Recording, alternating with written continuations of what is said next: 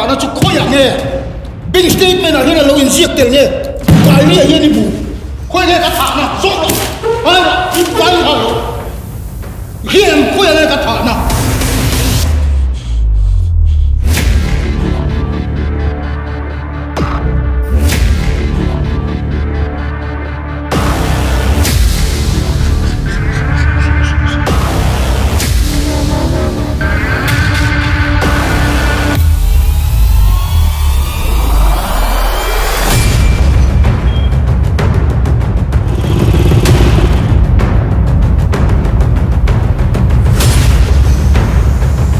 case close 到你啊，那出嚟幫你嘅背頭咁。個水晶 feel 你攞啲，上年嚟開得啱。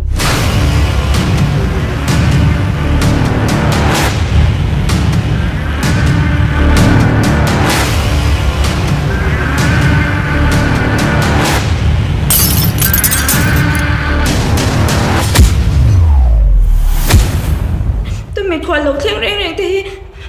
anh cho tôi nhà nên registration á mình anh đã lâu cho tụi mà trả biết anh biết cho ngay lâu á